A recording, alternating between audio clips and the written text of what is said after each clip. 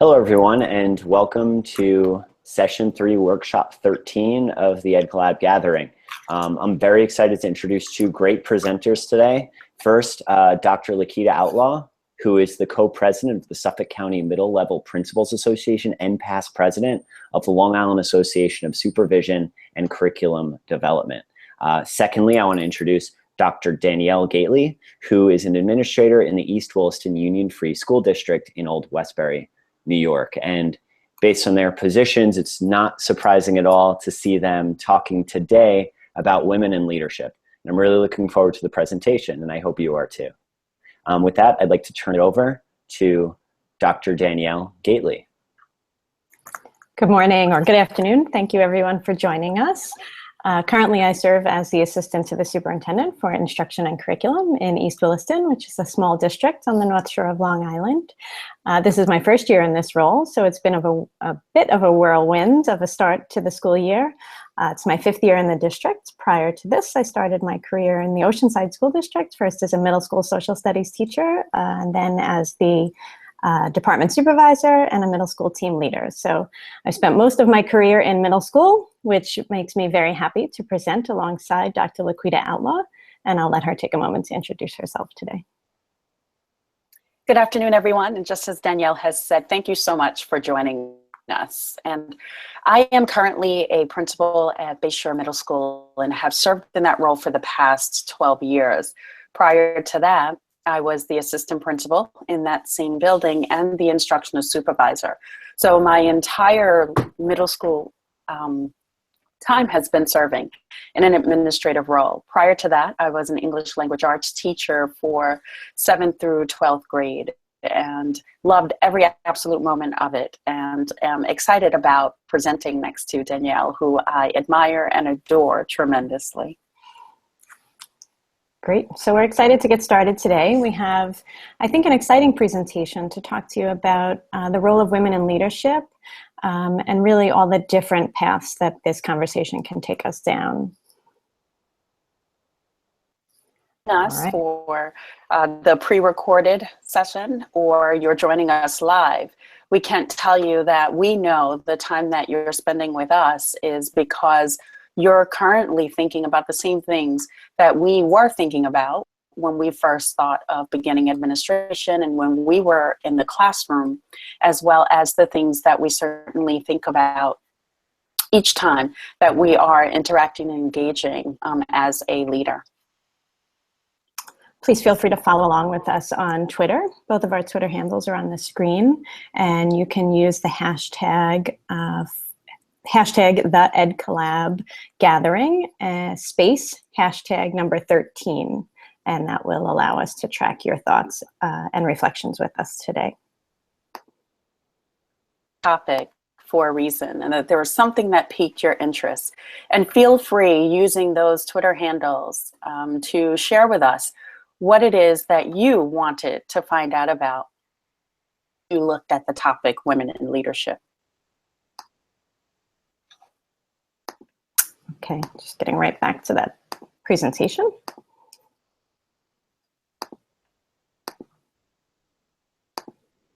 Maybe.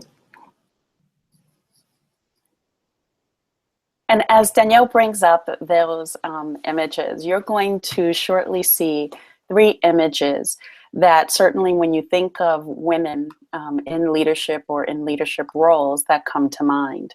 And so when you see these images, what we want you to do is to share with us, what is it that you think about these images? What resonates with you? The image that you see there is of a woman who is balancing both her little one and whatever phone or conversation that she's having. You'll see that you have someone in, again, a leadership role who is trying to, sort of balance both home life and work life as well.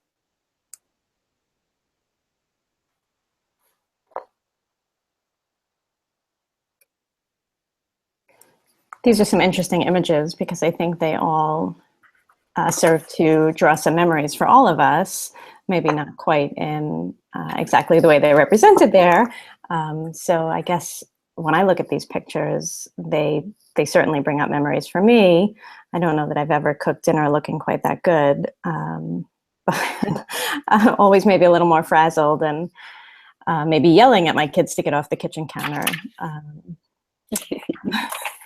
And, you know, trying to enjoy your time at the park or doing something, you know, with your kids. But, you know, always what's going on in the back of your mind is what are you not doing? Or, you know, those are kinds of the things that come to my mind when I look at these pictures. And of course, we've all had those frazzled moments with our kids when they were little, you know, trying to get it all done. So I think, you know, what resonates with me is that we've each had moments like that. And rather than separating them, I think they all kind of blend together in my head. To say that, you know, when I think about and look at these three pictures as well, it's the latter picture, that third picture of the woman spending time with her baby and them enjoying themselves, that I always strive for. Feel like the woman in the first picture where I'm trying to figure out how to make it all work. And we know that when we look at leadership, it is trying to balance all of that we struggle with in our matriarchal roles the most. That's a good point, LaQuita. Okay. Moving right along, you know, this cartoon so resonates, I think, with both of us, you know, because I think the way we see ourselves versus the way other people see us, you know, is so interesting. One of the things that people often say is, how do you do it all? How do you manage to get it all done? And sometimes that has a negative connotation, but very often it doesn't. So this cartoon really resonates with us. And this is a cartoon that we shared, I think, with our Voxer group, which has really been a supportive group. And we'll talk more about that later. And this is often one of those that you see around Mother's Day coming out. You know, this idea that we can manage to do it all because somehow we have these superpowers. But I think as we get through the presentation today, we'll see it's really not magic, but just a lot of hard work and dynamic things that all come together to make it work. And the key is to find ways with the resources that are available and around you in order to ensure that you're able to make it work to what's important to you, what fits, and the small things that you're able to do every day that make a difference for you. One of the key themes I think that we're going to touch upon throughout the couple of minutes that we have together today is the historical changes that women have made.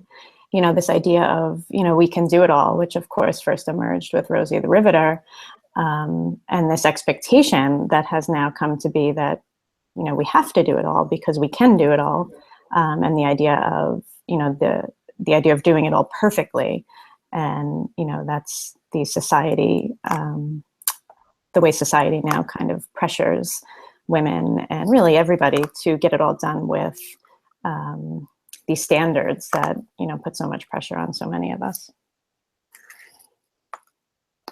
Okay, so if you're here and you're participating with us digitally, there's a few ways to include yourself in this poll. And do this, you can text your answers. It's just an interesting question. But the question, yes, the question for you is, you know, true or false? Do women make up a majority of the U.S. population?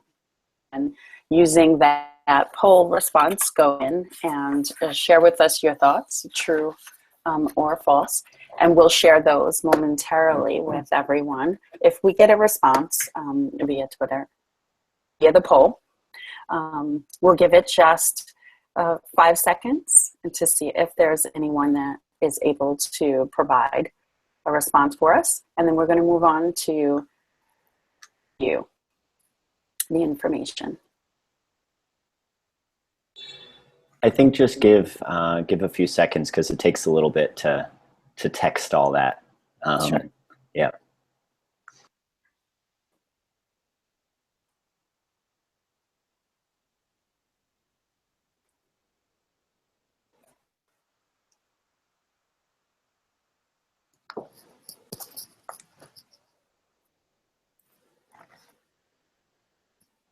And is there a way to come back to the poll? Oh, it'll show there. Okay. Yeah. And as everyone is potentially participating, whether it's live or not, what we do want to share certainly is that as you think about that, and as you think about that you yourself has come across, when you think about your own personal workspace and your own personal work environment, see that you have in the elementary setting, you see that you have more female teachers who are in the building and who are surrounding the students that we're working with. And so we then, in fact, do see that women make up over 50.8% population. Not quite an overwhelming majority, but a majority nonetheless. And I'm sure that... And I don't think that there are any surprises there, right? It's why there's a bit of competition, ladies, for all the good men, right?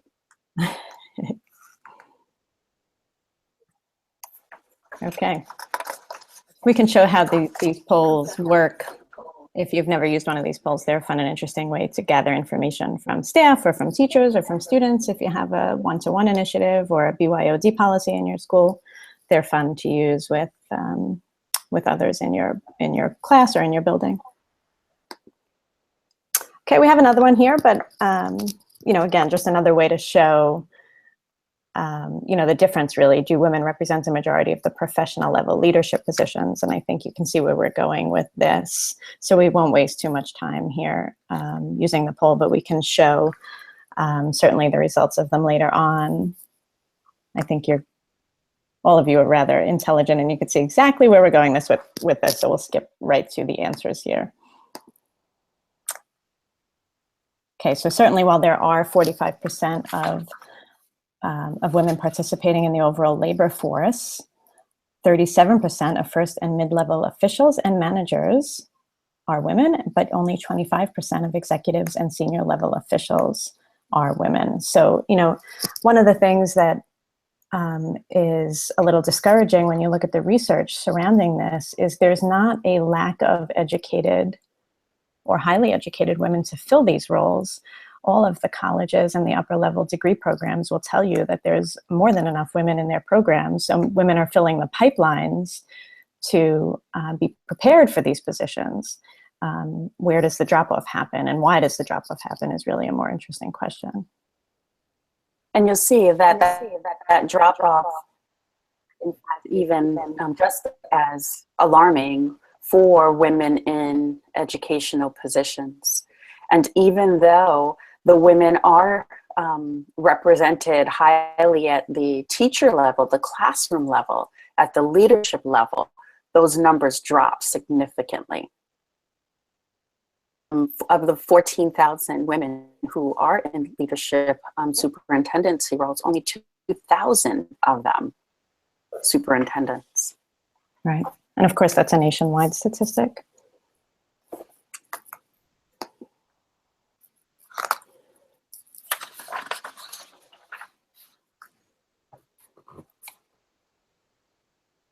And with women, although there are 50% in education, you'll see that in those leadership roles, women take a lot longer to decide that they want to participate in a leadership role. And teacher leaders are just the same. They're willing to step up and be a teacher leader in a limited capacity.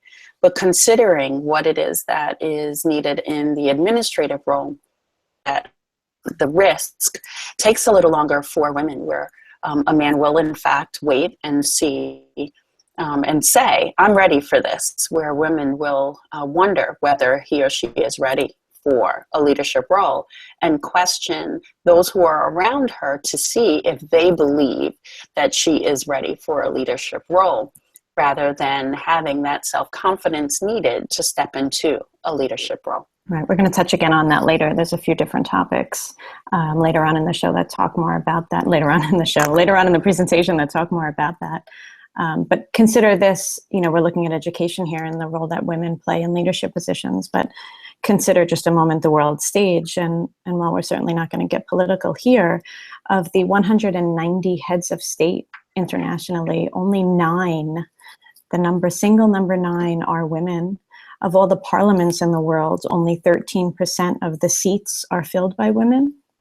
Now, of course, we know the state of the world today, and, I think one clear solution is to fill more of those seats with women, and we could potentially see a drastic change in the compromises being made, and of course the the ability to maybe get ourselves out of some of the problems that we're currently in. But we'll see where this election takes us. And just like in education, it isn't for lack of the availability of women who are in governmental positions or who are in educational capacities where they can fill those. So the question becomes, that prevents us from being willing to step forward and take on those leadership positions. Right, absolutely. Moving on to the next slide, one of the things that is so interesting to me, one of the articles that we reference later on at the end slide, Why Women Can't Still Have It All, the author discusses some of the many barriers still facing women, and he cites something called the new gender gap, and he measures the well-being gap, what he calls the well-being gap rather than the wage gap. And he talks about closing this gap requires us to close the leadership gap, really, that exists between men and women in leadership positions. Of course, we're on track this year to potentially elect a woman president. He talks about, the need to elect significantly more female senators, female congressmen, Congress leaders, really, ensuring that women are equally represented will, in the ranks of corporate executives, judicial leaders. These are really the only way that women will wield power in sufficient numbers to create a society that really will genuinely work for all women, not just women in leadership positions. But if we don't help to build up our women that are working at all levels, not just in high-ranking leadership positions, but the women who are struggling to make ends meet, the single mothers, the women who are, working in 2-family households that don't have the options, to maybe leave the workforce when they want to, and, are forced to continue working, who maybe aren't in the education pipeline, but really all women. And that's really closing that leadership gap.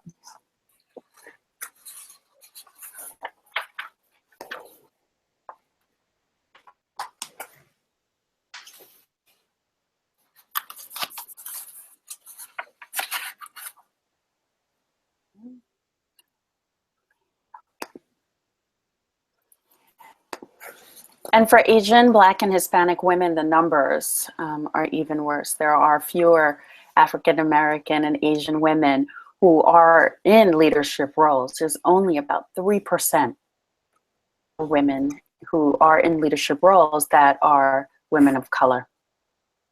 And it's important that we look to change that using all of the resources that we have available to us.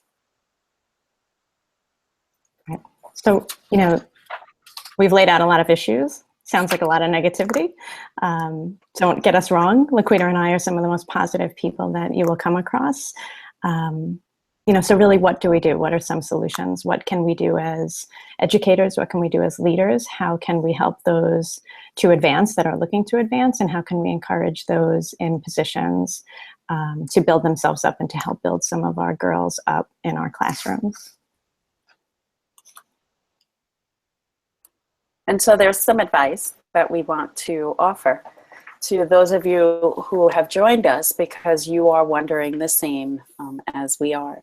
And so some of the advice that we have for you is certainly taking a look at many of the opportunities that you have around you. And what I always share with the people that I have the pleasure of working with, as well as providing internship opportunity to, is to always be prepared. Always put yourself in a position so that no matter when the opportunity arises, that you are ready for that opportunity.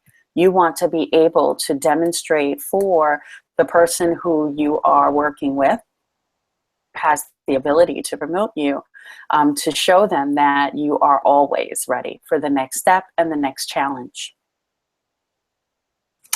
The other is to try balancing it all. And that one is the one that isn't as easy as some of the others. But when you think about balancing it all, and you'll see later on in the presentation, we're not saying an if or. What we're saying is that there is a way to blend it so that you are able to enjoy both your work experience and your life experience. The other is to make sure that in being prepared and ready, that you work hard, because it is within us to demonstrate that we can do it all. But in working hard, it doesn't mean working more or doing more. What it means is being smart about the way that you do the work that you do. You know, people often talk about luck. You know, I was lucky I got this position. I was lucky I had this opportunity. But I really believe that it's all about working hard and making yourself available for the opportunities that come your way. I don't believe in luck. I think luck kind of finds you when you work hard and make yourself ready and available. That's when people start to recognize you. So sometimes it feels like you get lucky, but I really believe you kind of set yourself up for the opportunities that present yourself to you. You know, as a parent, I always talk to my kids about working hard, and not because of the whole growth mindset thing, but I mean, of course, that's a feature. I just think that when you work hard, you open yourself up for opportunities that then find themselves your way. It's really just never about luck. It's about being in the right place in the right time and being prepared because you've set yourself up. So you do. Yeah, what you're sharing certainly talks to perseverance, because there are times when we will feel like much of what we're doing has no purpose and is not getting us anything other than grief. But don't feel that way. You know, you continue to persevere, and part of the strength of the women who are able to take it the next step further is that they are resilient, that they are able to persevere, continuing to be mobile within the roles and positions that they have. They continue to challenge themselves, and not just in the positions or choosing a different position, but making things better for them and just being better today than they were yesterday. And that is part of what makes us mobile and gives us the ability to persevere. And the other, which for Danielle and myself is absolutely vital and key, a support system that is strong and that helps you to move stage of what you need in order to persevere. Right. My sister refers to this as your tribe. You know, who you have to pick your tribe members carefully. You know, sometimes you get to pick your friends, you get to pick your support. Sometimes it's your family, and you can't pick your family, but you can choose who to surround yourself with the most. And these are the people who jump right in when you need them. These are the people who you know, you can call on at any time or day. You know, when LaQuita and I were working on this presentation, she picked up pieces when my life got crazy. I picked up pieces when her life got crazy. These are the kind of people that you learn to support yourself and surround yourself with, because they're the people who get it. The people who know that life sometimes throws you 13-hour days and sometimes it throws you 6-hour days. And that's the kind of balance that you find yourself with. And you use that to not only help yourself, but to help the people around you who might need it. And not only as a woman, but as a human being. Those are the members of your tribe that make your life not only worth, you know, spending your moments. Those are the people you spend your moments with, but those are the kind of people that, you know, make it you able to be a successful human being. And if the people that you surround yourself with are not building you up and making you a better person, you know, find new members of your tribe, and don't be afraid to do that, because, you know, there is just no time for negativity in your life. There's enough that you can't control. You know, we're teachers, we're educators, we deal with sometimes negative people because that's part of our job. But in our personal lives, we can control that. And I can't stress enough how important that is. Surrounding yourself with the people who help you to believe in yourself and who challenge you is what you want to seek. And there are so many other resources now with the internet that it doesn't have to be your neighbor or someone that's in your school building, you now have the ability to extend that tribe to people that we once would never have had the opportunity. All right. You know, just a quick shout out to being a connected educator here. You know, you probably found your way to this online conference because you're connected through Twitter.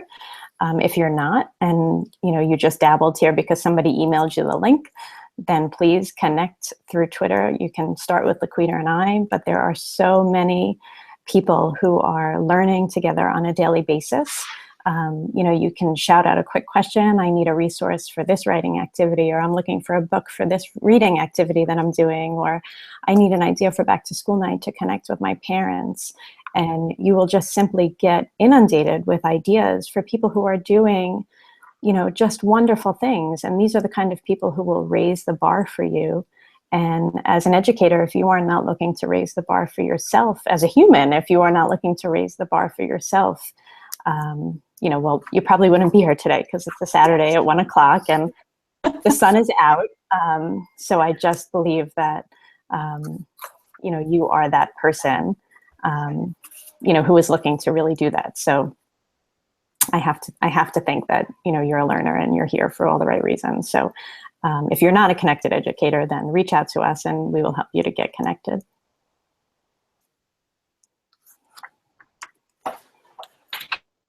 And one of the texts, I think, and you'll see that in our resource list, the book Lean In is something that we mention and reference and refer to. And so the quote that stood out to Danielle and myself most was about holding ourselves back, because we hold ourselves back in ways, both big and small, by lacking self-confidence, by not raising our hands, and by pulling back when we should be leaning in.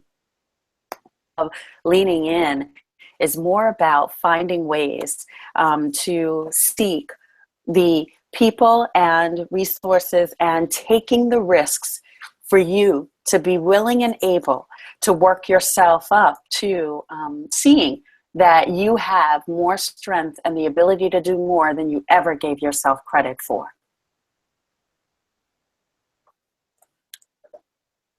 And when you think about leaning in is about not being afraid. It isn't okay to be afraid, because in fear comes the unknown. And the only way that you are able to know is by doing.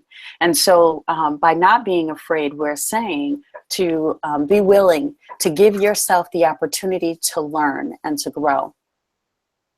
You know, certainly comes to mind is, what would you do if you weren't afraid?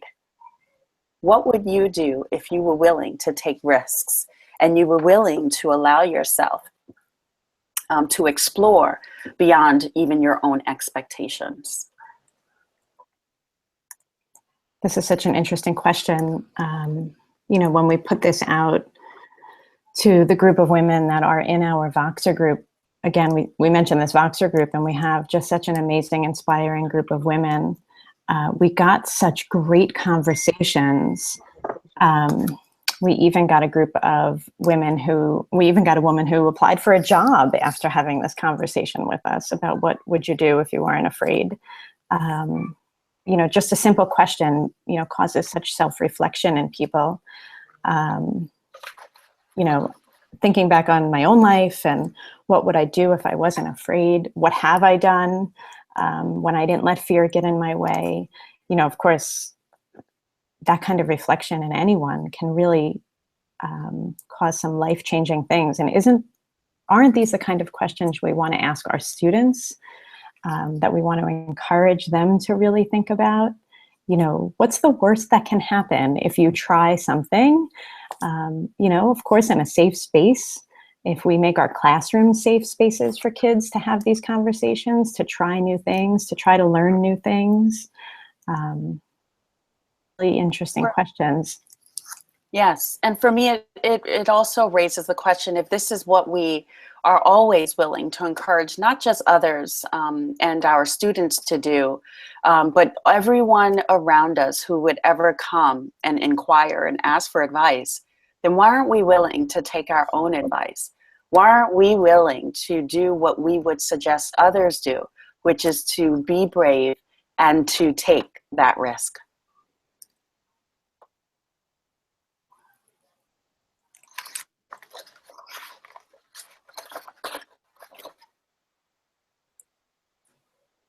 That's great.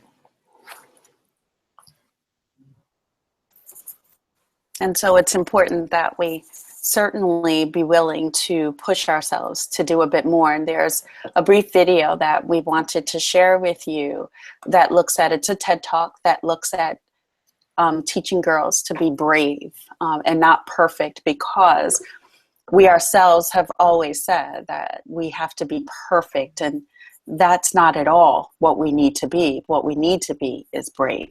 Right. It's a 12-minute video. We're only going to show you about a 2-minute clip.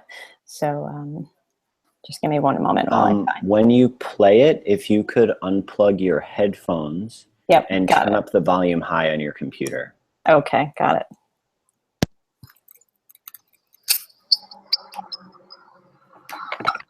Oops. Sorry about that.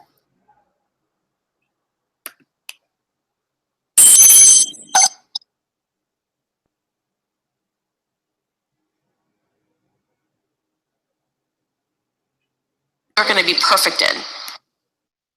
Most girls are taught to avoid risk and failure. They're taught to smile pretty, play it safe, get all A's. Boys, on the other hand, are taught to play rough, swing high, crawl to the top of the monkey bars, and then just jump off head first. And by the time they're adults, and whether they're negotiating a raise or even asking someone out on a date, they're habituated to take risk after risk. They're rewarded for it. It's often said in Silicon Valley, no one even takes you seriously unless you've had 2 failed startups. In other words, we're raising our girls to be perfect, and we're raising our boys to be brave. Some people worry about our federal deficit, but I worry about our bravery deficit. Our economy, our society, we're just losing out because we're not raising our girls to be brave. The bravery deficit is why women are underrepresented in STEM, in C-suites, in boardrooms, in Congress, and pretty much everywhere you look. In the 1980s, psychologist Carol Dweck looked at how bright 5th graders handled an assignment that was too difficult for them.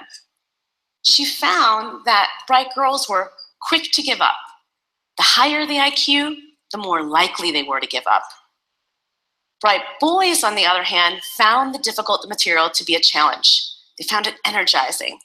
They were more likely to redouble their efforts. What's going on? Well, at the 5th grade level, girls routinely outperform boys in every subject, including math and science. So it's not a question of ability. The difference is in how boys and girls approach a challenge. And it doesn't just end in 5th grade. An HP report found that men will apply for a job if they meet only 60% of the qualifications. But women? Women will apply only if they meet 100% of the qualifications. 100%. This study is usually invoked as evidence that, well, women need a little more confidence. But I think it's evidence that women have been socialized to aspire to perfection, and they're overly cautious.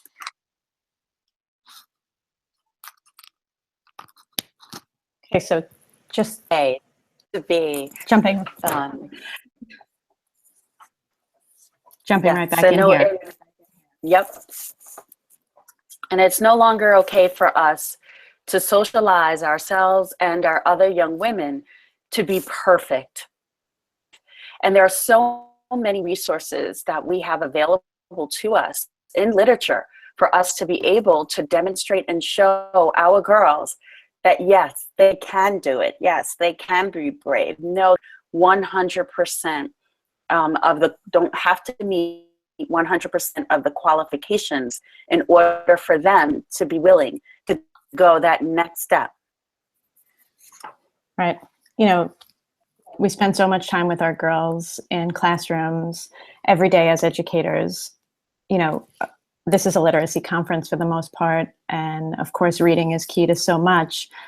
So what can we do to reach kids? Of course, our everyday nuance in language, giving girls the opportunity to speak. We know that girls tend to get cut off more when they're speaking, or they tend not to even raise their hands. So, just the small nuances in, how we listen and let girls talk. But, what kind of books do we have in our classroom? We know that, female strong characters in books were lacking in books of the last century, but we also know that things are getting better. The diversity in books and the strong female leads in our books are not what they used to be. They are available. So, as educational leaders and as teachers in our classrooms, how do we encourage our girls and our boys to read books, both fiction and nonfiction, that inspire girls and boys to recognize the strength of women and girls in their everyday lives? Looking at the screen, just to mention a few books that are available that should be in everybody's library, whether they're, in kindergarten or in, middle school or high school. Some of these are classics. Jerry Spinelli's Stargirl, I think every sixth grader or every middle schooler reads those books. But do we recognize that, there are strong female leads? Do we pay the attention that needs to be paid and bring out the strong female lead characters in them? Matilda is a classic. Matilda is a great strong female character for girls. Beezus and Ramona, Beverly Cleary, another strong female lead. I read that book when I was a kid, but nobody ever pointed out to me that those were strong girls. Esperanza Rising. Esperanza had faced so many tragedies in her life and managed to help her mom when they left Mexico and moved to California. Another strong female lead. Lois Lowry, Number the Stars, another example of a girl overcoming so much tragedy.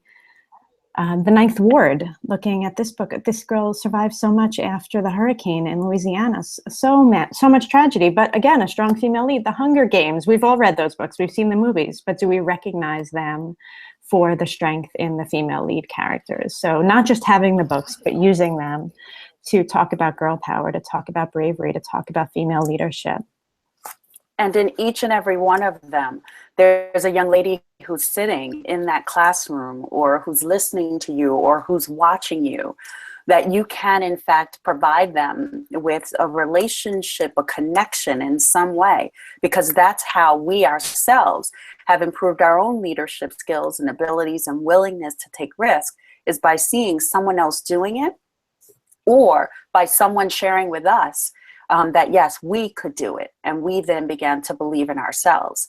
And we don't need we don't need fiction characters alone to help us do that, but we can also utilize nonfiction texts and show girls that it isn't just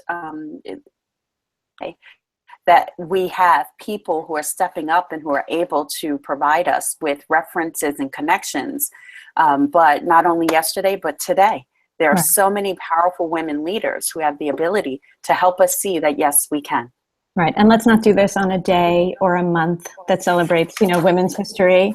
As a social studies teacher, that was always a little bit of a gripe of mine.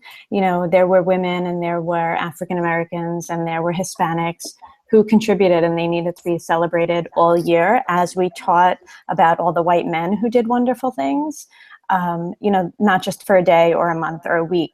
When we're teaching historical accomplishments, let's also highlight the historical accomplishments of women, of African Americans, and of Hispanics, because otherwise our kids just say, oh, well, they didn't contribute throughout history. That was just a month or a week or a day. So when we're looking at nonfiction, let's look at nonfiction and celebrate it all year, not just for Women's History Month. Let's really share these favorites throughout the year. Just a little gripe of mine. So if you're looking at these books, please look at them all year.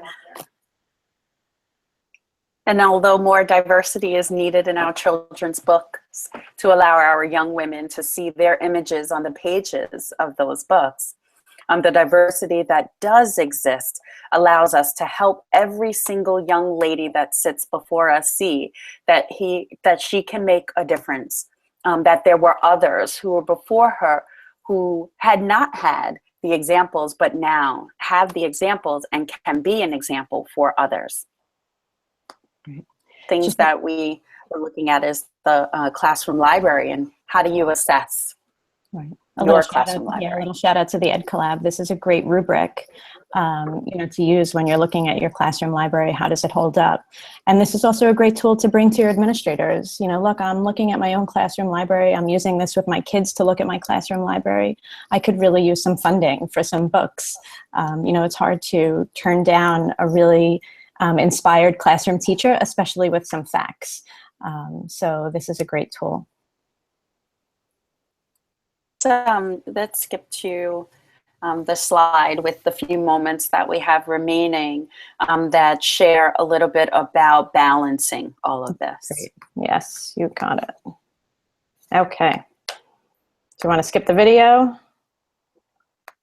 But yes, I think we're going to have to skip the video. All right, but it back will and be watch available in the pre-recorded, I think. So yeah, it's a good one. It's funny.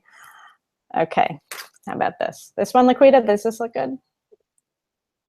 And so we all get our 24 hours in a day, but what's important is how we choose to use those 24 hours. And so consider this, the idea about not balance, but about blending your life. And there are some tips that we wanted to share with you, some of our favorites. Okay. Just some real life examples here. Again, 24 hours in the day, some of us get to spend some of those hours sleeping. I always say if I had the ability to have a superpower, it would be to not need the ability to sleep, because just think about how much more productive we could be. But we spend a lot of time sitting through wonderful activities with our kids, or, doing drive back and forths and waiting for them to come out. How often do we get to indulge in our favorite book? Bring it with you. You can look up every once in a while and watch them, but, it would be really nice to be able to spend some time digging into an article or digging into a book that you want to get through. And we constantly want to make ourselves available to everyone. I know that in my role as principal, I get a lot of, do you have a minute? So I'm sure you get that too, Danielle, right? Constantly. And so what we want to do is be there for everybody, but we have to recognize that free time doesn't mean available time. And it's okay to say no when you need a moment to just reflect on the last conversation that you had. Give yourself that permission to think for a bit before moving on and making yourself available to someone else. Make yourself available for you too. Right. That's a great point. You can say, maybe I'll get back to you. You don't have to say yes to everything right away. One of the greatest things that I've discovered is audiobooks, whether it's a book that's the latest and greatest, or whether it's even a podcast that you want to listen to. Audiobooks are available for free from your library for download. Audible has a great subscription that's not that expensive. It gives you the ability to download a book a month or 2 books a month, depending on the subscription. That time in your car is precious, that you're driving back and forth, or that you're driving around, or that you're walking and you want to listen to the headphones on your phone. Technology can steal some of our time, but it also gives us back some of our time. So if you're an avid reader like I am, and I know LaQuita is, it's really a great service to be able to listen. We're grown-ups. We don't have to spend time with eyes on text all the time. We know how to read, and we're probably pretty good at it. So it's okay to listen to a book every once in a while. And some of the readers of these books are really, really wonderful. They give you a whole new perspective on this story. So take advantage of some of that that's available for you. And we're going to skip through a few of our other favorites by creating, and saying set boundaries and create appointments on your own calendar so that it forces you to move on or move out of your office space. That's a great idea. If you sit in your office, sometimes people will come in and just rob your whole day, which is great. It's good to talk to people sometimes, but really it really can steal your time so quickly. And I know we're going to get ready to wrap up, right, Ryan? There's a couple of things that we just wanted to share. The last couple of things, we can get this in, right? Don't allow for the delivery of items to your home to feel as if you are less than. It's okay to have services like Amazon Prime or Peapod drop some things off to give yourself an extra few moments. That's so true. Peapod is one of my favorites. I'll just share with you, now that I have older kids, they have Peapod on their own phones signed into my account, and they add their own groceries to our Peapod delivery orders. So if you have older kids, try it. You can still check it, so make sure that they're, you know, getting some healthy cereal in there, but it's really great. Great. Well, I really want to thank the both of you. This was a great presentation to watch. On Twitter, you had a lot of people shouting out, quoting you, saying good things about the presentation. So it was definitely well received. And I think it was especially powerful just coming from the two of you, given your positions in leadership. I know personally as a teacher, as now at a school with, it's about 70% female, what really spoke to me was that idea of encouraging females to take risks. So I learned a lot. I know everyone watching both live and in the future did too. And we'll all be sure to check out that video we missed in the middle there. Yeah, a lot of fun research. And also, yes, and also one of the pieces that we definitely want our viewers and those who watch us to think about is the role that technology plays in trying to help us blend and balance, because it can be both friend. And so we want to find ways to utilize it appropriately and mindfully. Absolutely. If you're interested in joining our Voxer group that we've mentioned a few times today, you can find LaQuita and I on Twitter. Send us a message and we'll throw you in there. Great. Thank you so much. So I'm just going to take a moment now for those of you watching to tell you a little bit about the events that are coming up next so you can continue your day of workshops. As you could see here, what's coming up in workshops 15 through 19. If you take a look at the screen, you see Chris Lehman doing workshop 15, Roslinder and Kelly Sowerbrower are doing workshop 16. And I've seen Roz present before. Those are always good workshops. 17 is Tanny and Claire, 18 is Julianne and Dominique, and 19 is Christina and students. So you can check in with any of those. And since this is free, you might consider donating to our charity that we've adopted for this, which is Court-Appointed Special Advocates for Children. Thank you so much for watching and enjoy the rest of the day.